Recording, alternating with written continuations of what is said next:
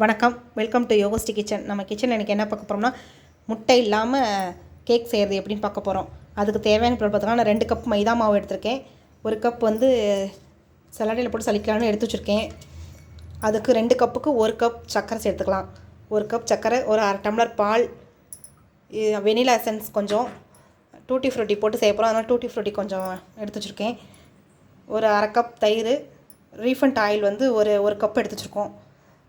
Baking powder கொஞ்சம், baking soda கொஞ்சம், 2 எடுத்து வச்சுருக்குறோம். இப்போ வந்து இதெல்லாம் சளிச்சுப்போம். இதில் வச்சு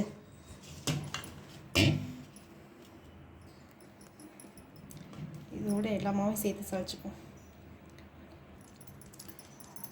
இப்படி சளிச்சுக்குங்க. இதோட பேக்கிங் பவுட்ரு கொஞ்சம் சேர்த்துப்போம், பேக்கிங் சோடா கொஞ்சம் சேர்த்துக்கலாம்.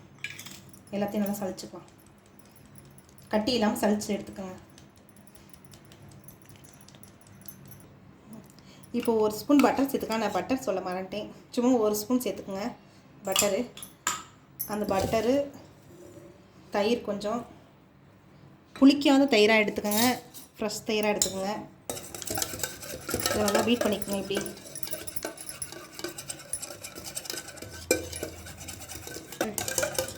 இப்போ இந்த அளவு வெண்ணெயும் தயிர் மிக்ஸ் ஆனதுக்கப்புறம் சர்க்கரை சேர்த்துக்கலாம். சர்க்கரை பொடிச்சும் சேர்த்துக்கலாம், அப்படியும் சேர்த்துக்கலாம், அது உங்கள் விருப்பம். அதோட ரீஃபண்ட் ஆயில் எண்ணெய் சேர்த்துக்கலாம். வாசனை இல்லாத எண்ணெய் எடுத்துக்கோங்க, இல்லாட்டி வேறு எண்ணெயெலாம் ஊற்றிங்கன்னா ஸ்மெல் அடிக்க ஆரம்பிச்சிடும். நல்லா கலந்து போய் இதையும் பீட் பண்ணிக்கலாம். நீ பாருங்கள், இந்த அளவுக்கு நல்லா அப்படி பீட் பண்ணிக்கோங்க. ஒரே மாதிரியே பீட் பண்ணுங்கள். இப்படி வால்க்ளாட்டில் இப்படி சுற்றிட்டிங்கன்னா அப்படி செய்யக்கூடாது. ஒரே மாதிரி செஞ்சால் தான் பஃபுல்ஸ் வந்து வரும் நல்லா. இப்போ வந்து மாவு சேர்த்துப்போம், மைதா மாவை.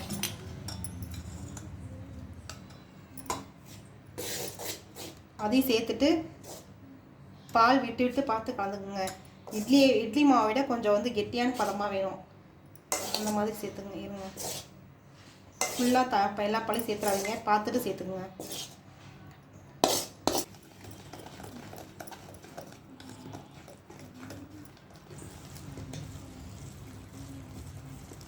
பாருங்கள், இந்த மாதிரி நல்லா கலந்துக்குங்க. இந்த ஸ்டேஜில் வந்து பால் சேர்த்துப்போம்.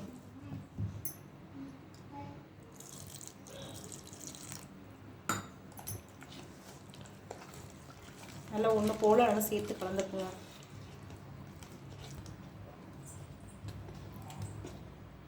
இன்னொரு கெட்டியாக இருக்குன்னு நான் கொஞ்சம் பால் சேர்த்துக்கிறேன். நல்லா கலந்துக்கலாம்.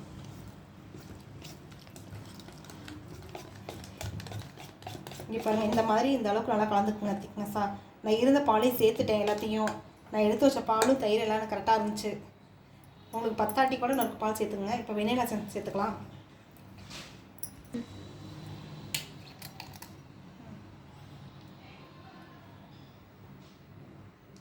வெனிலா எசன்ஸ் கூட சேர்த்துக்கலாம். சேர்த்துட்டு நல்லா கலந்து விட்டுக்குங்க.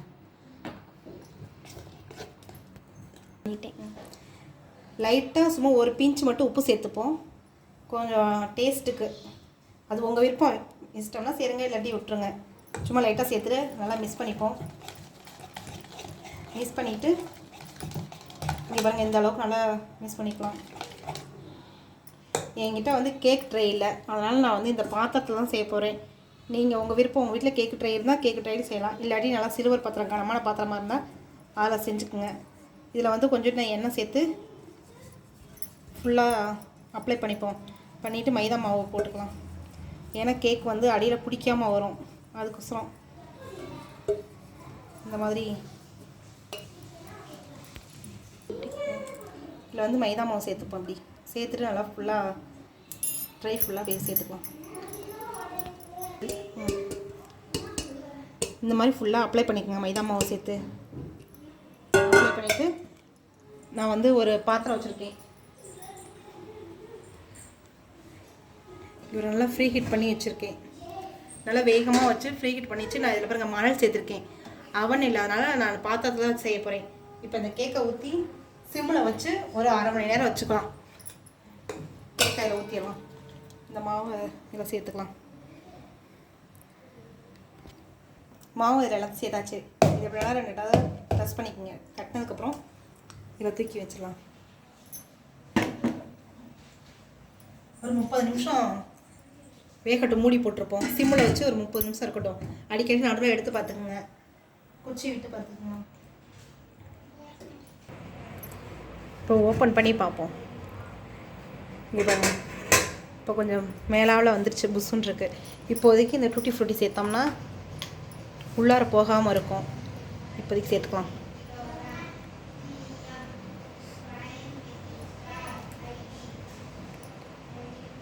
ஃபஸ்ட்டே சேர்த்துட்டோம்னா புஷ்ஷுன்னு வரும்போது எல்லோரும் உள்ளே அமுந்திரும். அதனால் லாஸ்ட்டாக சேர்த்துக்குங்க. இதோட முந்திரியும் சேர்த்துக்கலாம், சும்மா கார்னிஷ்க்கு. இங்கே பாருங்கள், இந்த மாதிரி சேர்த்தாச்சா. இப்போ இன்னும் வேகலை, இன்னும் கொஞ்ச நேரம் மூடி வச்சுப்போம். இன்னும் ஒரு 20 நிமிஷம் வேகட்டும். வெந்ததுக்கப்புறம் காட்டும். இங்கே பாருங்கள், கேக்கு இப்போ ஸ்டிக் வச்சு ஒரு கத்தி வச்சு அப்படி எவ்வளோ அமர்த்தி பார்த்துப்போம். இங்கே பாருங்கள், கத்தியில் ஒட்டாமல் வந்துருக்கு பாருங்கள். இது மாதிரி வந்துருச்சுன்னா அவ்வளோதான், ஆஃப் பண்ணிடுவோம். இங்கே பாருங்கள், கொஞ்சம் கூட ஒட்டவே இல்லை. ஆஃப் பண்ணிவிட்டு நல்லா ஆறட்டும். ஆறினதுக்கப்புறம் சைடெலாம் சுற்றியில் எடுத்து விட்டு எடுத்துக்கலாம். இன்னும் கொஞ்சம் நேரம். இங்கே பாருங்கள், நல்லா ஆறிச்சு. இப்போ கேக் நல்லா சுற்றிலும் நான் எடுத்து விட்டுட்டேன் முன்னே. இப்போ கவுத்துக்கலாம். இப்படி மேலே ஒரு தட்டு தட்டிட்டு இங்கே பாருங்கள், இது வந்து கொஞ்சம் கருப்பாக தான் இருக்கும். அடியில் நம்ம மைதா மாவு போட்டோம்ல, அதனால் இதை கட் பண்ணி எடுத்து தூக்கி எறிஞ்சுக்கலாம். பாருங்கள், நல்லா பாருங்கள், சாஃப்டாக கேக் ரெடி ஆயிடுச்சு. பாருங்களா, புஷ்ஷுன்னு இருக்குது. ஏன்னா நான் ஒரு குட்டி ட்ரையில் வச்சேன், அதை கட் பண்ணி காட்டுறேன். இங்கே பாருங்கள், நான் இதில் மீதி மாவு இருந்து மறுபடியும் வச்சேன். அதனால் இது கொஞ்சம் பாருங்கள் சாஃப்டாக புஷ் புஷ்ஷுன்னு இருக்குது. இது எங்கள் தம்பிக்கு பர்த்டே தருவாவுக்கு, அதனால் அதை வெட்டி உங்களுக்கு ஷார்ட்ஸில் காமிக்கிறேன் பாருங்கள்.